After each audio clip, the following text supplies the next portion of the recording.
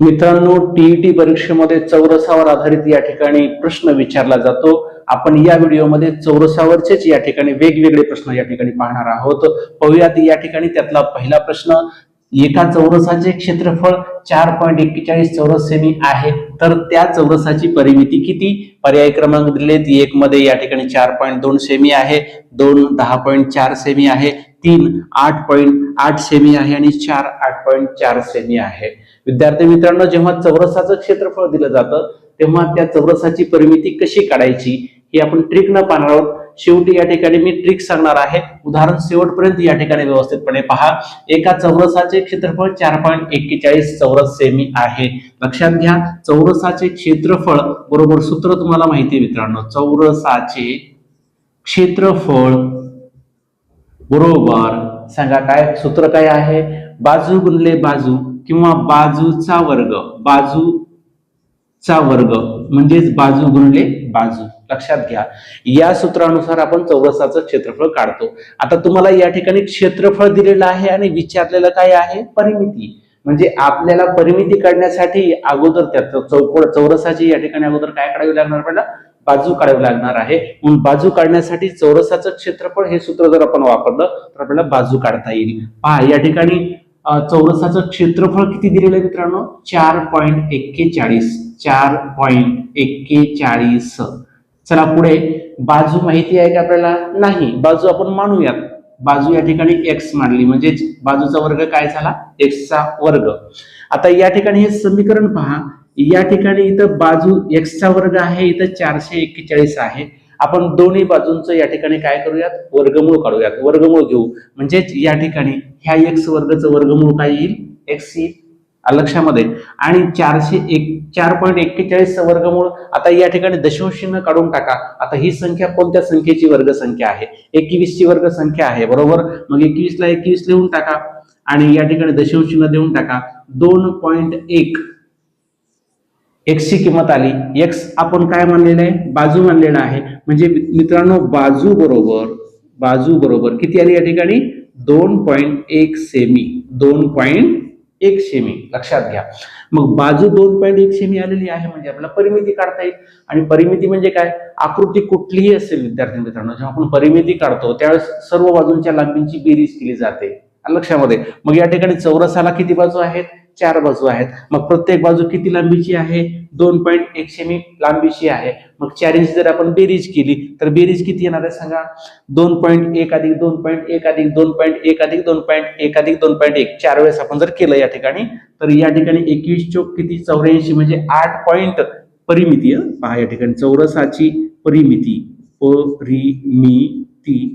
बरोबर या ठिकाणी 2.1 गुणिले या ठिकाणी 4 करतो मी. चौरसाच्या परिमितीचं सूत्र आहे बाजू गुणिले 4 किंवा बाजूची 4 पट केली जाते म्हणजेच या ठिकाणी 8.4 सेमी ही या ठिकाणी आपल्याला त्या चौरसाची काय मिळणार आहे?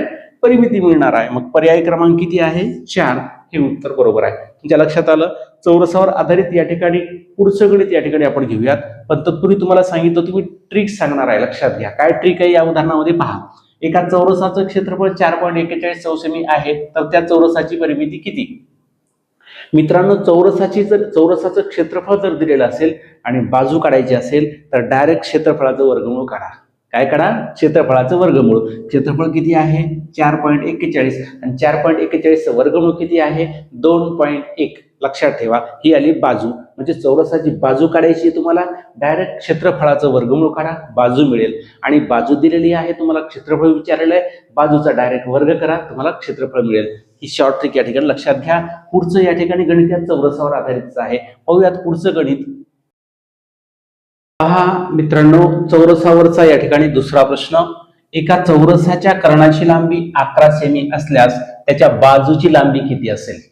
म्हणजे कर्णावरून बाजू काढायची आहे. हे लक्षात घ्या.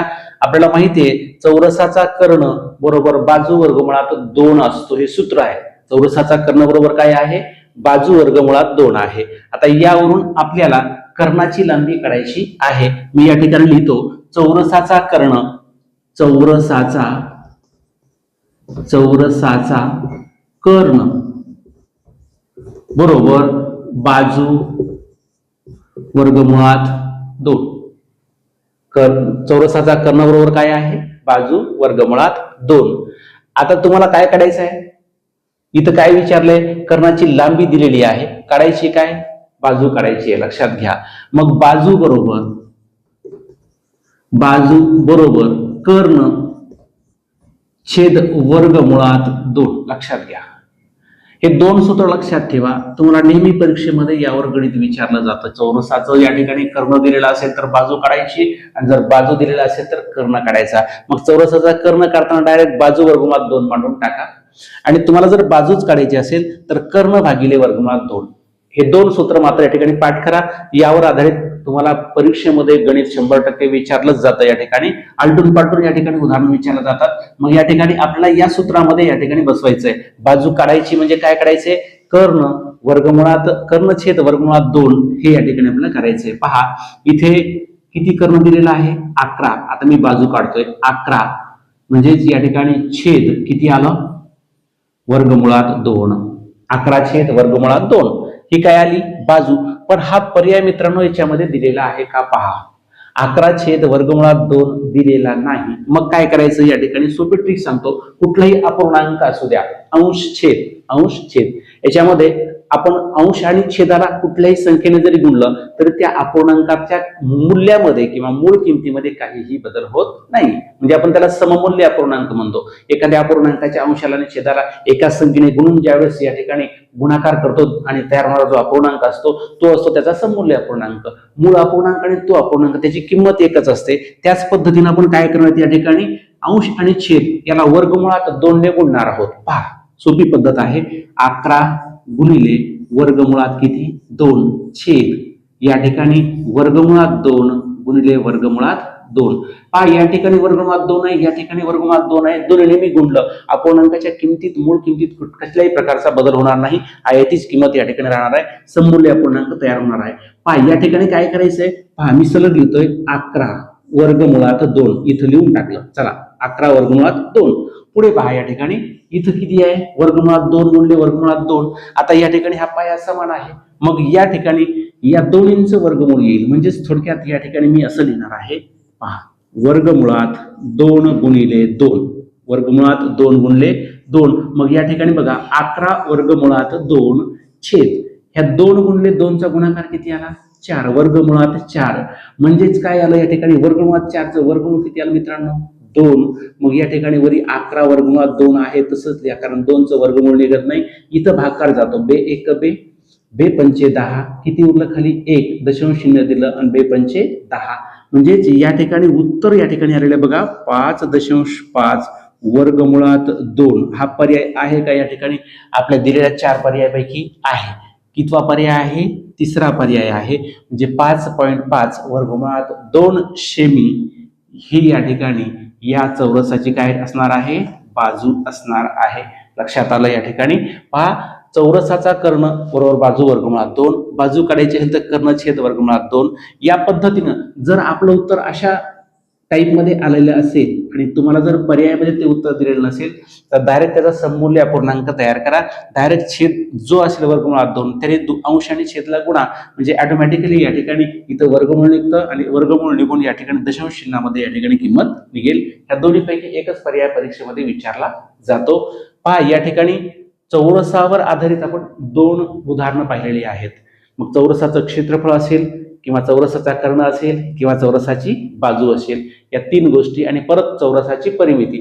चौरसाची परिमिती, चौरसाचं क्षेत्रफळ, चौरसाचा कर्ण आणि चौरसाची बाजू हे 4 मुद्दे लक्षात ठेवा. बाजू कशी काढायची, कर्ण कसा काढायचा, परिमिती कशी काढायची, क्षेत्रफळ कसं काढायचं, क्षेत्रफळ दिल्यावर बाजू काढून परिमिती कसं काढायचं, परिमिती दिल्यावर बाजू काढून क्षेत्रफळ कसं काढायचं, कर्ण दिल्यावर बाजू कशी काढायची आणि बाजू दिल्यावर कर्ण कसा काढायचा. एवढेच मुद्दे चौरससाठी अत्यंत महत्त्वाचे आहेत. याच्या व्यतिरिक्त तुम्हाला कुठलाही प्रकारचा नवीन प्रश्न या ठिकाणी विचारला जात नाही. मित्रांनो व्हिडिओ आवडल्यास नक्की या ठिकाणी लाईक करा, शेअर करा आणि अशा प्रकारचे टॉपचे प्रश्न टीईटी मध्ये या ठिकाणी तुम्हाला अभ्यास करण्यासाठी, नवीन प्रश्न मिळवण्यासाठी चॅनलला जर सबस्क्राईब केलं नसेल तर सबस्क्राईब नक्की करा. भेटूयात पुढील व्हिडिओमध्ये. तोपर्यंत नमस्कार, थँक्यू, धन्यवाद.